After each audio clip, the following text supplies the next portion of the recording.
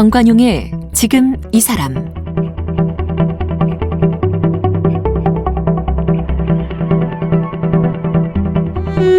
여러분 안녕하십니까? 정관용입니다. 박물관에 가서 역사 유물 보는 것, 이걸 좋아하는 분들도 있지만 자칫 좀 지루할 수도 있죠. 그래서 박물관 같은 데 가면 유물들을 해설해주는 해설가들이 꼭 있습니다.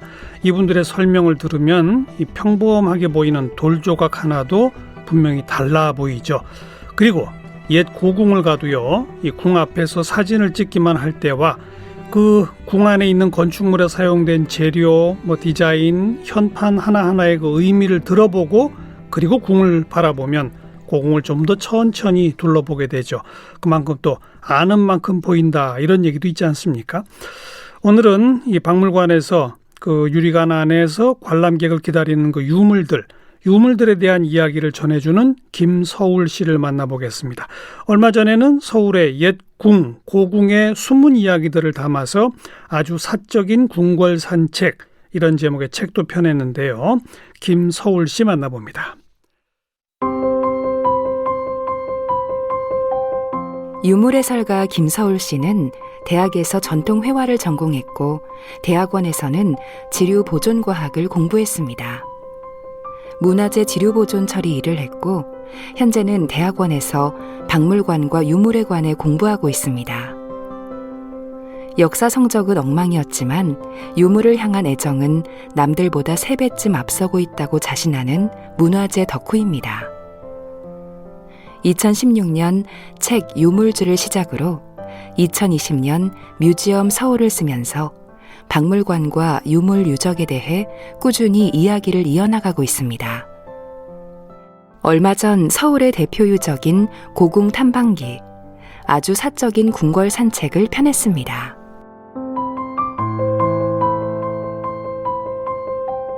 김서울 씨 어서 오십시오. 네, 안녕하세요. 김서울이 본명이에요? 아니요, 필명이고요. 네, 본명은 아예 다른 성씨와 이름으로 네, 되어 있는데 김서울은 그냥 제가 익명성이 필요해서 서울에서 김서방 찾기라는 옛 말이 예. 한국에서 제일 익명을 그렇죠. 대표할 수 있는 문장이라고 생각해서 거기서 김과 서울을 따와서 김서울이라고 지었습니다. 네. 대학에서 전통회화를 전공했다. 전통회화? 네. 이게 뭐죠? 서양화, 한국화 이렇게 나누기도 하는데 제가 다닌 학교는 이제 문화재 전문 학교에서 회화 전공을 했거든요. 그래서 문화재 전문 학교? 네, 전문 대학이 있어가지고 제가 거기에서 전통 회화를 전공을 했고요. 거기에서는 불화, 채색화, 민화 포함해서 20과까지 모두 배우는 그런 커리큘럼이었습니다. 네. 네. 근데 그러다가 지류보존과학을 공부한 건 또 뭐예요? 제가 아무래도 그림을 여러 기법을 배우다 보니까 여러 재료를 접하게 됐고 재료를 사용하다 보니까 이제 개인차가 많이 생기는 거예요. 누구는 먹을 얼만큼 갈아야 한다, 안료를 어느 정도를 덜어야 한다, 악교는 몇 % 정도로 사용해야 한다, 이런 얘기가 각자 다른 부분이 있어서 그런 부분이 왜일까? 그리고 예전 그림을 모사하다 보면 그런 다른 사용법 이 있거든요. 누군가는 이렇게 붓을 잘 닦지 않는 이제 화가여서 그 붓에 남아있던 은분 있죠. 은가루가. 은가루? 네. 그 은가루가 먹에 이제 녹아 있어가지고 그 먹선을 그었는데 그 이제 성분 검사를 해보니까 은가루가 같이 나오기도 하고 그런 부분에서 짐작으로 이 작가는 좀 붓 씻는 거를 귀찮아했던 작가가 아닐까. 이제 그런 식으로 개인의 사용이 다른데 우리는 그걸 통틀어서 그냥 전통회화, 한국화, 기법으로 배우고 있잖아요. 근데 그런 기법의 약간 방법을 좀 정리할 수 있을까? 그리고 이게 어떻게 변화될까? 이런 거를 좀 궁금해했고 그거에 납득을 개인적으로 얻고 싶어서 이런 지류보존학이라는 거를 공부하게 되었습니다. 지류가 종이를 말하는 거죠? 네, 근데 보통 지류보존인데요. 지류랑 섬유를 묶어서 이제 회화에 많이 쓰이는 게 비단이라던가 면이라던가 종이 이런 게 같이 쓰이기 때문에 보통은 지류와 섬유 보존을 같이 하는 걸로 배웠습니다. 그 보존학이라는 건 뭐예요, 그러면? 보존이랑 수리가 조금 다른데요. 예, 수리는 뭐 다들 아시다시피 리페어 이제 고치는 거고요. 보존은 원래 형태를 미래에 넘겨줄 수 있는 수명을 늘려주는 작업을 하는 거라서 보존이랑 수리가 다르게 됩니다. 고미술 복원 작업하는 분들 있잖아요. 네. 그건 수리 쪽입니까? 약간 수리에 가까운 거고 뭐 목적이라고 하면 미래로 수명을 좀 늘려주기 위한 방법이긴 한데 방법에 있어서 좀 원 형태를 추정을 해서 많이 고쳐가지고 이제 만드시잖아요. 근데 박물관에서 하는 보존은 최대한 원형을 유지하고 추정할 수 없는 부분은 수리하지 않고 그대로 놔두고 그냥 수명을 늘리는 방식으로 네, 하는 게 보존입니다. 그 전통 회화의 뭐라 그럴까요? 캔버스라고 할까? 네네. 그게 되는 종이나 섬유, 네. 비단이나 이런 것들을 네. 어떻게 하면 원형 그대로 오래 갈도록 할 수 있을까? 네. 이건 화학 아닙니까? 화학이기도 하고 물리학이기도 하고 그죠? 어떤 부분에선 방사선을 그죠? 공부하기도 해야 되는 부분입니다. 그럼 그 그림 전공하신 분이 갑자기 이과생이 또 되셨네? 네. 근데 개인적으로 과학에 원래 관심이 많기도 했고 보존 과학을 어느 정도 접하다 보니까 개인적으로는 이제 그림을 그리는 모든 회화생들, 미대생들에게 이런 기본 과학 지식이 좀 필요하다고 생각을 했거든요. 그렇겠네요. 네. 공부를 하게 됐고 그렇게 막 어려운 부분까지 건드리는 거 아니고 되게 기초적인 과학 지식을 토대로 이제 보고서를 작성하거나 아니면 뭐 기록을 다시 만들거나 이런 작업을 해서 큰 어려움을 느끼지는 못했습니다. 네. 그러다 보니까 아무래도 박물관에 자주 드나들게 됐을 것이고. 네. 그죠? 네. 박물관을 자주 가다 보니 유물들이 마음에 들었어요? 새롭게 보였어요? 그냥 유물을 대면하는 게 좀 어색한 일이었거든요. 그래서 금동대학로를 실제로 봤는데 생각보다 너무 큰 유물이라던가 그 방가사유상도 생각보다 그렇게 작지 않잖아요. 그런 걸 봤을 때 좀 어색함이 있었어요. 근데 그런 어색함이 있는 것 자체가 저도 좀 신기했고 그런 신기함을 이제 따라서 호기심을 풀려고 하다 보니까 저도 익숙하지 않았던 대상인데 유물이 점점 익숙하고 더 좋아지게 되었습니다. 그러니까 하나하나 공부하게 된 거죠. 유물에 대해서. 네, 좋다 보니까 네, 알게 되더라고요. 그렇게 공부해서 아는 게 많아질수록 유물이 또 새롭게 보이더라. 네. 그러다 보니 이제는 고궁까지 간 거예요? 네, 고궁을 이렇게 막 관심이 있던 주제는 아니고요. 사실 제가 책에 서문에 썼지만 조선의 궁궐이라는 걸 그렇게 좋아하는 대상이 아니었어요. 제가 이렇게 얘기하면 되게 놀라시는 분들도 많으시더라고요. 어떻게 문화재를 좋아한다는 사람이 조선의 궁궐을 싫어한다라는 이야기를 할 수 있냐라고 왜 하시는데 별로 안 좋아했어요? 전 일단 왕조가 있는 사회가 싫었고 네, 그리고 일반 백성 서민들이 더 중요하지? 네. 그러다가 네, 그러다가 관점이 바뀌었어요? 아니요, 일단 책을 부탁을 받게 돼가지고요. 좀 잘 됐다 싶었던 게 이게 남의 부탁으로라도 이 궁궐과의 거리감이랄까? 그러니까 저도 어느 정도는 역사를 공부하고 관심이 있는 사람이고 유물을 되게 좋아하는 사람인데 조선시대 그리고 그 조선시대의 왕실을 이렇게 좀 제가 무시하고 내버려 두는 거는 공백이 생기는 일이고 그 공백을 메우지 못하면 저한테도 큰 한계가 될 거라고 생각해서 꼭 해결하고 싶었던 문제인데 그걸 이제 강제적으로라도 좀 이렇게 부탁을 받아서 해결할 수 있는 기회가 생겨서 그러면 제가 원래 좋아하는 주제는 아닌데 좋아하지 않는다는 거를 일단 글에 쓸 수도 있고 이게 제가 좋아할 수 있을지 아니면 그대로 그냥 계속 싫어하는 대상이 될지 모르겠다 하지만 한번 같이 써보고 싶다. 그 얘기를 풀어보고 싶다라고 해서 이제 많이 답사를 하게 되다 보니까 많이 좋아하게 됐습니다. 또 어쩌면 그런 관점과 그런 출발에서 쓰여진 책이기 때문에 일반적인 그 독자들한테는 훨씬 더 효과적일 수도 있어요. 네, 원래 싫어하던 사람이 뭔가 좋아하는 걸 찾는다는 게 어떻게 보면 쉽게 일어나기 힘든 일이잖아요. 근데 그거를 저는 어쨌든 취향이 그렇게 바뀌었으니까 조금 더 싫어했던 분들 뭐 아니면 익숙하지 않은 분들한테 제 언어로 조금 더 풀어서 다가가게 할 수 있지 않을까 하는 생각이 있었습니다. 서울의 고궁이 모두 몇 개 있죠? 지금 그러니까 경복궁, 네.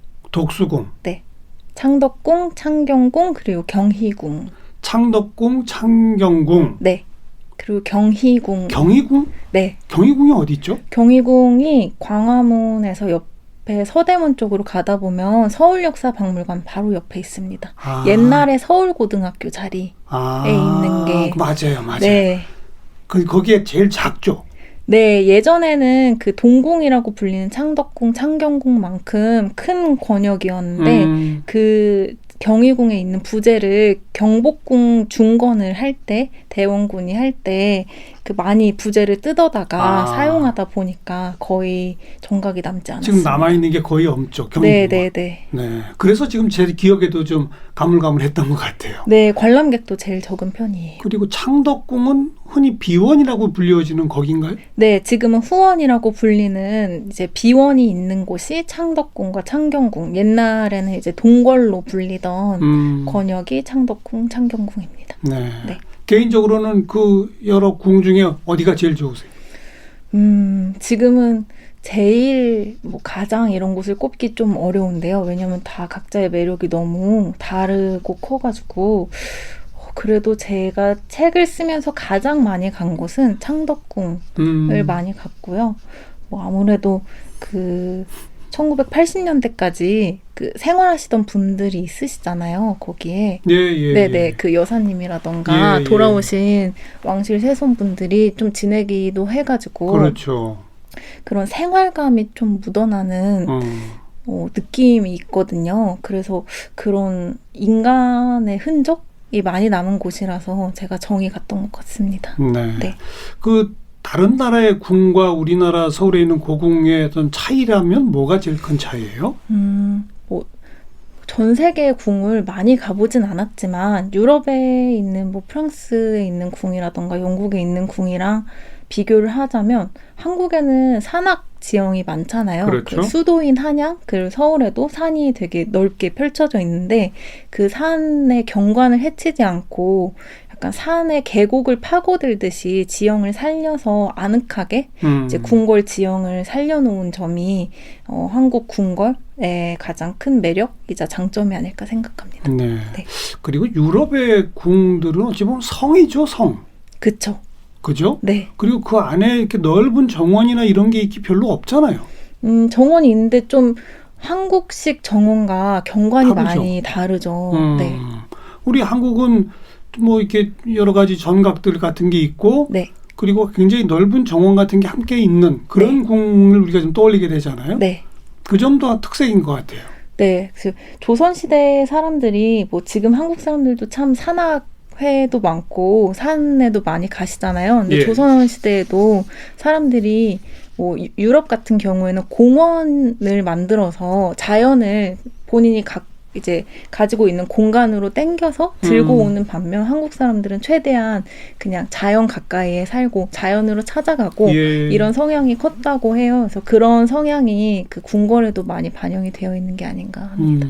우리 청취자분들한테 창경궁, 창덕궁, 경복궁, 덕수궁 정도 이 네 가지 궁의 어떤 특색 내지는 그 네 가지 궁의 어떤 매력 조금씩 좀 이렇게 소개해 주신다면 일단 유물 해설하듯이 궁 해설을 해보신다면 제 식으로 해보자면요. 경복궁은 대문이라고 부를 수 있는 광화문부터 끝까지 일직선으로 구조가 되어 있어서 저는 살짝 길치인데 경복궁에서는 길을 잃는 게 쉽지 않거든요. 왜냐하면 쭉 들어갔다가 그대로 뒤를 돌아서 나오면 되는 그런 궁이고, 그리고 서울 북쪽에서 가장 넓은 하늘을 만날 수 있는 곳이 아닌가 싶은 생각이 들거든요. 가장 넓은 하늘을? 네, 예를 들면 저희가 국립중앙박물관에 갔을 때 그 계단을 올라가면 되게 넓은 하늘을 볼 수 있잖아요. 그 남산타워가 보이는 하늘을 보는 게 사람들이 그 중앙박물관에 찾아가는 큰 매력 포인트이기도 한데요. 왜냐하면 워낙 건물이 많으니까 그렇게 넓은 하늘을 보는 게 힘들잖아요. 근데 경복궁도 마찬가지로 광화문 그 복잡한 공간에서 문만 넘어서 들어가면 그렇죠. 예, 넓은 하늘과 산이 그 서울의 산세, 한양의 예, 산세가 아주 잘 보이는 그런 장점이 있다고 생각을 하고요. 그렇죠. 네. 그리고 덕수궁은 저는 중첩의 공간이라고 생각을 하거든요. 중첩? 네, 중첩이요. 그러니까 저는 일단 중첩이라는 그 성격이 지금 현대 서울의 가장 큰 매력이라고 생각을 하고 있어요. 그 일제시대라던가 그 전에 조선, 일제, 뭐 조선에서도 광해군이 만든 흔적, 그 뒤에 조선 후기에 만들어진 흔적, 예. 일제가 들어오고 나서 서양식 건물이 들어오게 된 흔적, 석조전 같은 것도 네, 있고. 그리고 담도 해체되고 뭐 약간 그 서울이라는 주변 도심과 그 덕수궁의 그 경계가 좀 많이 흐릿한 그렇죠. 채로 이것저것 많이 덮여 있는 느낌이잖아요. 예. 그래서 어떤 분들은 이게 뭐 애달프다 이렇게 표현하시기도 하는데 저는 뭐 그게 결국에는 덕수궁의 매력이 아닐까. 그런 중첩, 그런 한양이자 서울의 매력을 가장 잘 보여주는 궁궐이 덕수궁이고, 그리고 역사 흐름의 흔적이 첩첩이 같이 쌓여 있다. 네, 그게 덕수궁이다. 네. 맞아요. 네, 그게 오히려 저는 큰 매력이라고 생각하고요. 예.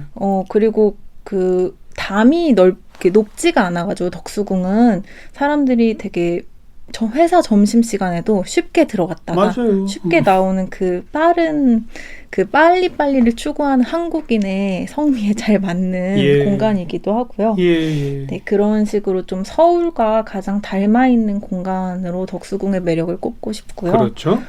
창덕궁, 창경궁은 일단 그 창덕궁, 창경궁이 네. 붙어 있죠, 사실. 네, 붙어 있습니다. 예. 그래서 저도 앞에 말씀드린 대로 그 동궐이라는 권역으로 원래 함께 묶여있던 공간이고요. 창덕궁, 창경궁은 그 비원도 있고 그 외에도 이런저런 나무들이 되게 오랜 수명을 가진 예, 나무들이 많아서 사계절 언제 가도 볼거리가 참 많은 공간이고, 뭐 여름 같은 경우는 최근에 앵두랑 살구가 되게 맛있게 열려서 네, 경관이랑 잘 어우러지더라고요. 그리고 거의 까맣게 될 정도로 녹음이 우거진 사이에 그렇죠. 궁궐이 약간 포근하게 안겨있는 그런 예. 풍광도 매력이 있고, 겨울에는 또 겨울대로 눈이 쌓인 풍경도 좋고, 가을에는 당연히 또 많이들 이제 그 가을 풍경 보러 많이 가시고요. 자연과 어우러져 있는 그 조선 특유의 조경 문화가 잘 녹아있는 곳이다. 그리고 저는 그 후원의 가장 마지막까지 한번 꼭 가보시기를, 네. 깊은 숲까지 체험해 보시기를 추천드리고 있습니다. 가장 아름다운 곳은 바로 그래서 창덕궁, 창경궁 거기겠어요. 네, 근데 가장이라고 하기에는 다른 데도 다 매력이 있어서 네, 그런 매력이 있다 정도로 정리해 보겠습니다. 요즘도 그 창덕궁은 이렇게 시간 제한 사전 예약 받아서 그렇게 관람합니까? 5시까지는 일반적으로 일반 그 티켓 끊어서 관람이 가능하고요. 뭐 덕수궁이나 일부 궁들은 가끔 행사로 야간 개장도 하죠. 네, 그런 경우에는 예약을 꼭 하셔야 갈 수 예. 있는 걸로 알고 있습니다. 이 궁 전체에 대한 해설을 쭉 들었는데 네. 그다음에 또 궁궐의 돌 이야기, 궁궐의 나무 이야기 이런 걸 또 좀 네. 풀어놓으셨네요. 네. 궁궐의 돌은 어떤 겁니까? 궁궐의 돌은 궁궐에 돌이 없으면 그 궁궐 위에 있는 전각들, 건물들이 아예 존재할 수 없는 것이죠. 그 아래 기단이라든지 그 아래를 받치고 있는 그 든든한 돌의 존재가 없다면 그 위에 이렇게 높게 쌓여진 건물도 예. 있을 수 없고, 그리고 전각의 초석이다 그거죠? 네, 그냥 그 집안 그 자체, 기반이 돌이다. 네, 그 든든함, 그 오랫동안 그 궁궐의 터를 지킬 수 있게 한 가장 큰 존재가 아닐까. 그 든든하고 약간 무게도 있고, 그리고 예. 더위에도 강하고 습기에도 어느 정도 강한 화강암이라는 든든한 석재가 있기 때문에 지금의 조선 궁궐이 뭐 화마라던가 그런 재난에도 그나마 자리를 지키고 오랫동안 있었지 않았을까라는 생각을 했습니다. 네. 네. 그리고 월대라고 있잖아요. 네. 궁궐에. 네. 그게 뭐예요? 월대는 이제 단을 올려서 조선의 그 왕궁 궁궐을 보면 이제 일반 지 표면보다 조금 더 올라와 있는 높이로 되어 있는 건물들이 있는데요. 예. 건물의 높이를 올려서 습기도 막아주고 그리고 어느 정도 사생활 보호를 할 수 있게 또 일반 시선 이제 걸어다니는 사람들의 시선에서도 피할 수 있고 그리고 밤에는 이제 뭐 개인 시간이라던가 개인 공간이 왕실 사람들한테는 많지 않았으니까 그 월대 위에서 뭐 간단하게 달을 보면서 상념에 잠기기도 하고 그랬다는 얘기가 있더라고요. 그 달월자 쓰는 거예요? 네. 그러니까 그 달 구경하는 곳이다 이런 뜻인가요? 네, 그렇게 안내를 많이 하시더라고요. 저도 그래서 그 정보를 보고 다시 이렇게 여러 문서를 찾아봤는데 뭐 그런 식으로 달 월자를 써가지고 달을 구경하는 곳이다. 그래서 월대라고 쓴다라고 안내를 해주셨습니다. 네. 그 건물의 기반이 되는 돌들은 근데 네. 우리 눈에 바로 들어오나요? 네, 바로 근데 들어오고요. 우리가 안 봐서 그런 거죠? 네, 항상 바닥은 안 보니까. 네네, 그 한국 전통 건축물에 방문하시면 다들 그 단청의 화려함 때문에 그렇죠. 이렇게 목이 꺾일 만큼 항상 위로 위를 시선을 보죠. 하고 가시잖아요. 근데 저는 뭐 약간 삐딱한 면이 항상 있어가지고 그걸 왜 목이 아프게 위를 볼까? 아래도 너무 귀여운 게 많은데 아래를 한번 봤으면 좋겠다. 시선을 좀 내려보자. 그리고 시선이 내려오니까 자연스레 마음도 좀 편안하게 예. 궁궐을 산책하게 되는 면이 있더라고요. 궁궐에 가시면 뭐 처마, 지붕 그것만 보지 마시고 네. 바닥에 돌도 좀 보세요. 네. 예. 그다음에 궁궐의 나무는 어떤 나무가 제일 많아요? 뭐 보통 많다고 하는 건 일단 꽃나무로는 진달래 나무가 많은 걸로 되어 있고요. 진달래가 제일 많아요? 네네네. 진달래가 원래 조선 때부터 가장 많았다고 하고 있고요. 특별한 그리고 이유가 있나요? 진달래가 많은? 진달래를 되게 조선 초기부터 많이 심었다고 하는데 다른 꽃나무들보다 쓰임이 좀 많아서 쓰임? 네.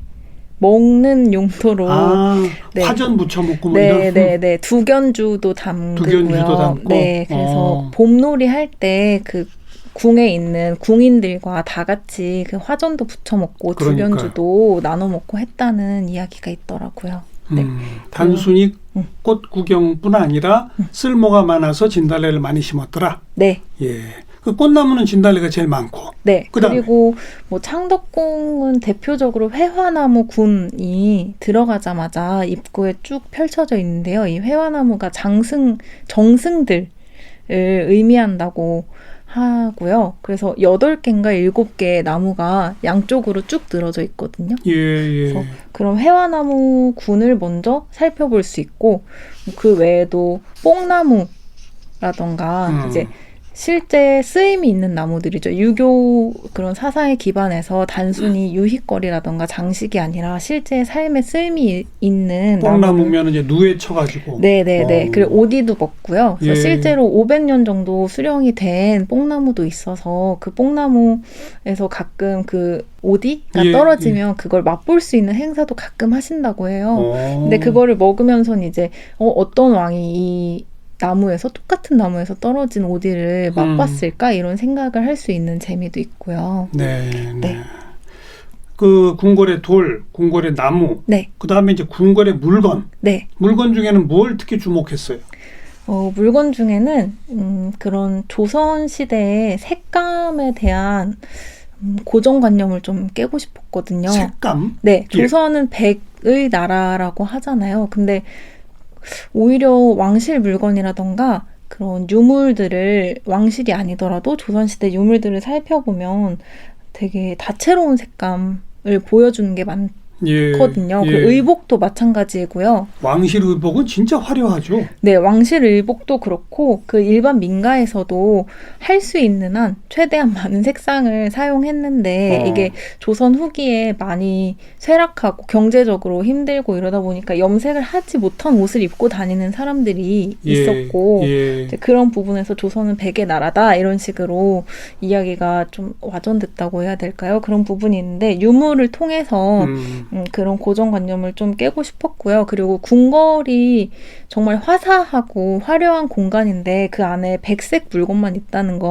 좀 말이 안 되죠. 네네. 그래서 조금 화려하고 화사하고 그 시대의 사람들의 그런 미감이라던가 인테리어 감각을 좀 엿볼 수 있는 물건들을 한번 보여드리고 싶어서 그런 물건들 위주로 제가 색을 중심으로 네, 유물을 소개했습니다. 그럼 그거는 의복뿐이 아니라 네. 어떤 것들이 있어요? 어, 화사한 색감을 자랑하는 물건. 도자기. 도자기. 네, 화병도 그렇고요. 그게 백자만 있는 것도 아니더라. 네. 그 뭐 중국 수입품이 한국 유물이냐라고 할 수 있는데 그거를 수입해 와서 그걸 고르고 방에 예. 놓고 사용했던 건 결국에 조선인의 취향이고 그 조선 사람의 눈으로 본 그 물건의 쓰임이니까 저는 그것도 한국 유물에 들어간다고 생각을 하고 왕실 예. 유물에 들어간다고 생각을 했고요. 예. 그래서 그런 중국제 유물일지라도 조선 사람이 그때 그 당시에 공주들이 사용했던 물건을 이제 소개하는 일을 책에서 한번 해봤습니다. 알겠습니다. 이렇게 쭉 설명을 듣고 나니까 서울에 있는 고궁 갈 때마다 좀 새로운 눈으로 바라볼 수 있게 된 것 같고요. 네. 뭐 내친 김에 마지막으로 박물관 재미있게 구경하는 법 한 가지만 좀 알려주실래요? 박물관이요. 박물관에 갈 때는 모든 공간을 하루에 다 돌아보시려고 하시잖아요, 보통. 그러면 다리 아파서 정말. 네. 그래서 저는 하루에 유물 하나, 하루에 유물 한 관, 그러니까 박물관 한 관 이런 식으로 아니면 한 전시 이렇게 좀 떼서 관람을 하시길 추천드려요. 예를 들어서 국립중앙박물관에 가면 네. 하루에 조선시대 관만 본다. 네, 조선에서 뭐 백자관 그것만 본다. 네. 그런 식으로 보면 그날은 백자만 보면 되니까 아무래도 마음이 좀 편한 부분도 있고 일단 유물로 지정된 그 박물관 수장고에 들어있는 물건들은 그냥 이제 유물이라고 부르지만 물건이잖아요. 그 물건들은 제가 살 수 있는 시간보다 더 오랫동안 지구에 남아있을 가능성이 크거든요. 그렇죠. 그러니까 다들 좀 조바심을 좀 내려놓으시고 알겠어요. 여유 있게 네, 관람하셨으면 좋겠고요. 그리고 관람 그 유물 카드를 안 보셨으면 좋겠고 그냥 유물 그거에 대한 인상을 설명할 수 있느냐가 관람의 중요한 포인트라고 생각을 하거든요. 그래서 어떤 백자를 봤으면 제가 돌아가서 남한테 오늘은 어떤 백자를 봤는데 그 백자가 어떤 식으로 좋고 뭐 어떤 식으로 별로였다 이렇게 개인의 인상을 개인의 언어로 얘기할 수 있는 감상을 알겠습니다. 하셨으면 좋겠습니다. 하루에 다 보려고 하지 마라. 네. 그 이름부터 설명이 써 있는 거 우선 그거부터 읽어보는 게 대부분 사람인데 네네. 그러지 마라. 네. 유물 애호가 이제는 또 궁 애호가가 또 되신 김서울 씨 함께 오늘 만났습니다. 오늘 고맙습니다. 감사합니다.